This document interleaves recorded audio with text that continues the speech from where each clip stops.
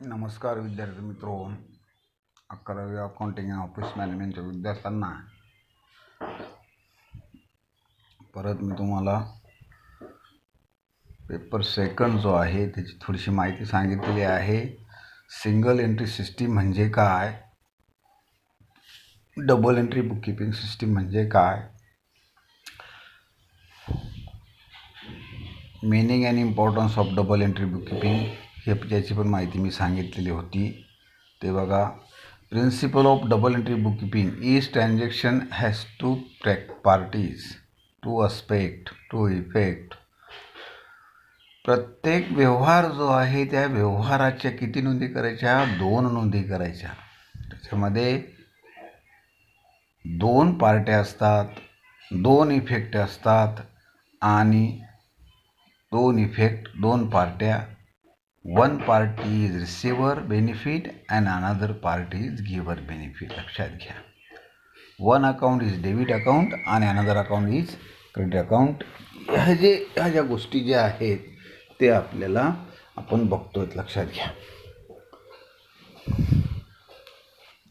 Double entry bookkeeping सिस्टीममध्ये प्रत्येक जो व्यवहार जो आहे त्या व्यवहाराच्या प्रामुख्याने 2 नोंदी केल्या जातात, debit as well as credit.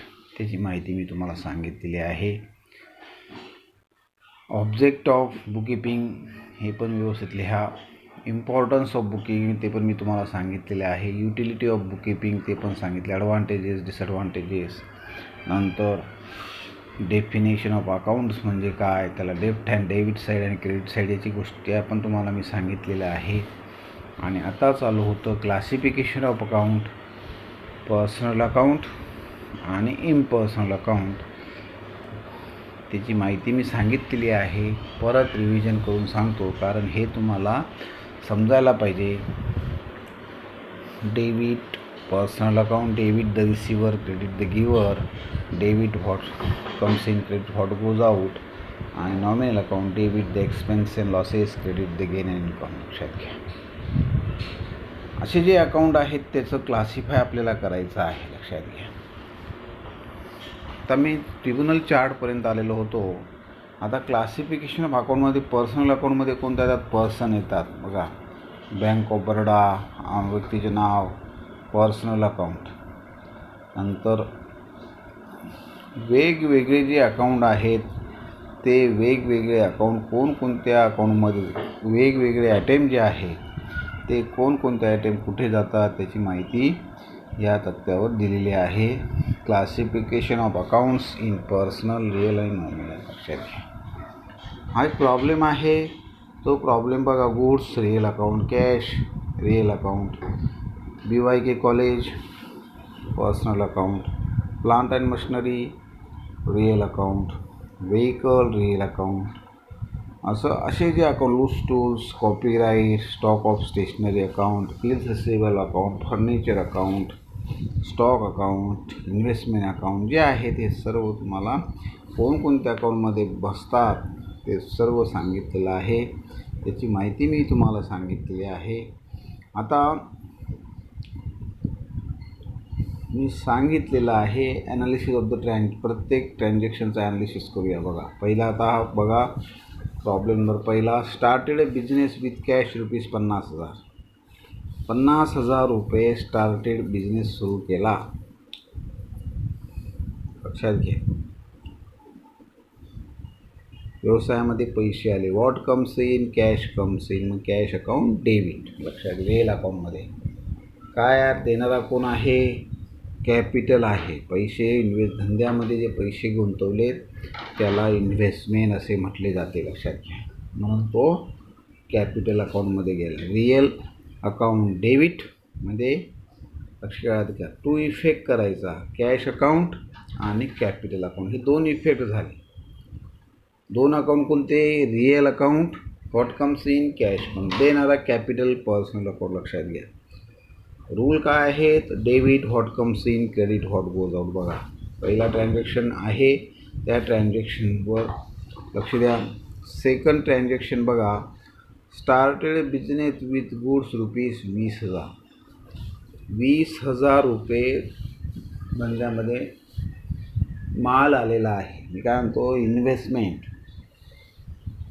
धंद्यामध्ये कोणत्याही स्वरूपात मालकाने पैसे गुंतवले असतील किंवा गुड्स आणले असतील, इन्व्हेस्टमेंट आले असतील, त्याला कॅपिटल म्हणतात. लक्षात घ्या. What comes in, goods comes in. Goods account debit to capital account credit. लक्षात, धंद्यामध्ये पैसे गुंतवले. लक्षात घ्या.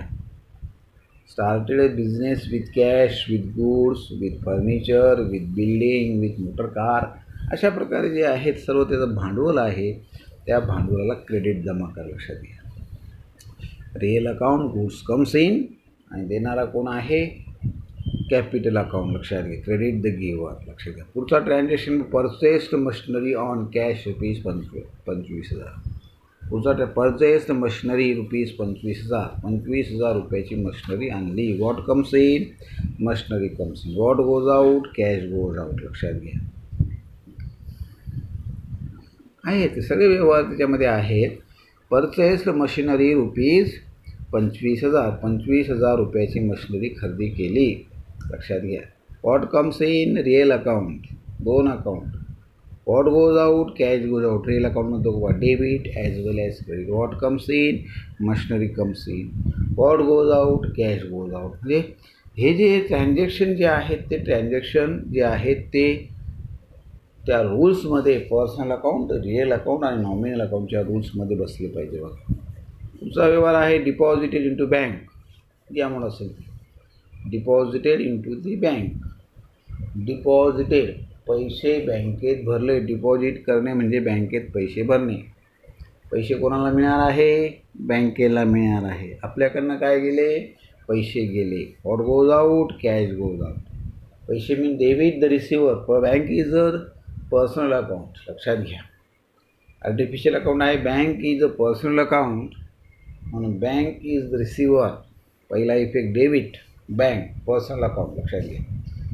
दुसरा cash goes out, cash, real account. Personal आणि real account. Debit the receiver, credit the giver. Chart बघा. Debit what comes in, credit what goes out. Debit the receiver, credit the giver.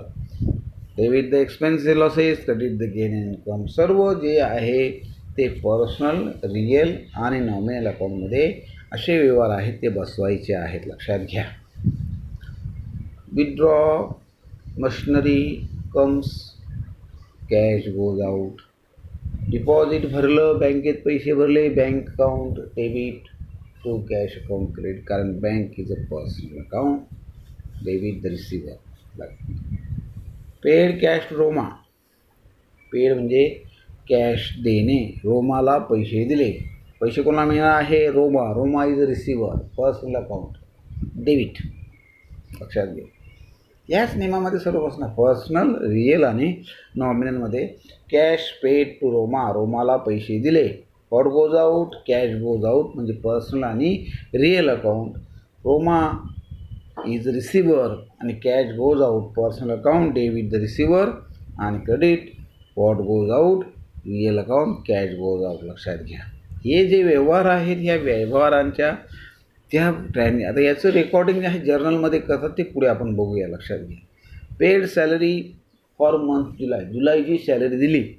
काय दिली, salary. Debit the expenses. Salary is expenses. लक्षात घ्या. What goes out, cash goes out. पैसे गेले ना, कशाच्या रूपात गेले, सॅलरीच्या रूपात. पगार दिला. पगार दिला म्हणजे काय, फायदा झाला का तोटा झाला, नुकसान पण नाही, फायदा पण नाही. काय आहे, तो खर्च आहे. क्लर्कला पगार दिला. Debit the expenses and losses. Nominal अकाउंटमध्ये बघा.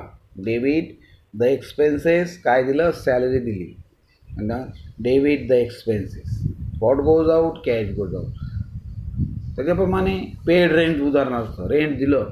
Rent account debit to cash account credit. लक्षात घ्या. Rent is the expenses and losses, nominal account, आणि कॅश रिअल अकाउंट. लक्षात घ्या. Cash comes in commission in the income. पैसे आले, commission मिळालं. लक्षात. Cash comes in. What comes in, cash comes in. Real account. काय मिळालं, कमिशन. इन्कम आहे, गेन आहे. Credit the gain and income. Nominal account commission, nominal account बघा. Credit the income and gain. तुलना करायची. आता withdraw cash from bank. Withdraw म्हणजे काढणे, बँकेतनं पैसे काढणे. काय आले, पैसे आले, कोणाकडून आले? Bank. Cash account debit, real account. आणि what goes out they credit the giver, देणारे कोण आहे? बँक. लक्षात घ्या, बँकेला क्रेडिट. लक्षात घ्या. Personal account. Paid for stationery. Stationery काय आहे? खर्च आहे. Real account, nominal account, personal account. नियमामध्ये जाऊ दे. Credit debit the expense and losses. Printing and stationery खर्च आहे, नॉमिनल अकाउंट. लक्षात घ्या. What goes out? Cash goes out. लक्षात घ्या. म्हणजे पर्सनल आणि रिअल अकाउंट. आता पेड सोल्ड फर्निचर. फर्निचर रुपये 2000 रुपयाचं फर्निचर विकलं. काय विकलं? फर्निचर विकले. काय आले? पैसे आले. What comes in? Cash comes in, real account. What goes out? Furniture goes out, real account. बघा, दोघं ट्रान्झॅक्शन जो आहे तो रिअल अकाउंटमध्ये गेला. Paid interest on loan. बँकेचं लोन इंटरेस्ट जे आहे, व्याज भरलं. काय आहे? व्याज हे एक्सपेन्सेस आहे, म्हणून nominal account debit the expenses, interest is expenses. What goes out? Cash goes out. म्हणजे नॉमिनल अकाउंटमध्ये debit the expense and losses, आणि व्हॉट गोज आउट रिअल अकाउंटमध्ये कॅश गोज आउट. आणि रिअल आणि नॉमिनल अकाउंट, नॉमिनल अकाउंटला debit आणि real अकाउंटला credit. लक्षात घ्या. Loan given to mister Ram rupees 10,000. Debit receiver, Ram is receiver. What goes out? Cash goes out. Loan दिलं रामला, लोन गिव्हन, लोन दिलं टू कोणाला? टू म्हणजे ला, मिस्टर रामला 10,000 लोन दिलं. आपल्याकडनं काय गेले? पैसे गेले. कोणाला मिळणार आहेत? रामला मिळणार आहेत. Ram is receiver. Personal account. Ram आणि कॅश, कॅश ही रिअल आणि राम इज पर्सनल अकाउंट. हा डेबिट आणि क्रेडिटला गेला का? Dividend collected by the bank. बँकेने डिव्हिडंड कलेक्ट केला. कोणी केला? बँकने केला. बँकेला पैसे मिळाले. Bank account debit. पर्सनल काय मिळणार आहे? कमिशन मिळणार आहे, इन्कम आहे. Credit the gain income. लक्षात घ्या. पर्सनल आणि नॉमिनल अकाउंटमध्ये. Loan taken from Janata bank. Janata बँकेपासून लोन घेतलं. काय आली? कॅश आली. Cash comes in, real account. कोणाक दिले? देणारा कोण आहे? Janata bank. Janata bank is credit, is personal account. लक्षात घ्या.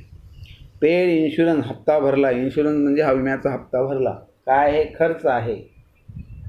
Insurance account debit, insurance premium, हप्ता भरला. तो cash account credit, real account. अशा पद्धतीने रिअल, नॉमिनल आणि पर्सनल अकाउंटमध्ये ते ट्रिब्युनल जे आहे ते बसवायचे. लक्षात घ्या. प्रत्येक व्यवहार जो आहे त्या व्यवहाराचा काय करायचे? 2 इफेक्ट करायचे आहेत. Debit as well as credit is called as classification of account. लक्षात घ्या. पर्सनल, रिअल आणि नॉमिनल अकाउंटमध्ये बसवायचे आहेत. लक्षात घ्या. अशा पद्धतीने प्रश्न लिहून घ्या. दुसरा टॉपिक जो आहे तो करू नका. मी आता पाठवलेला आहे. What is mean by double entry book keeping system, states its important, advantages, object, principle. लक्षात घ्या. आणि classify the transaction in personal, real आणि नॉमिनल.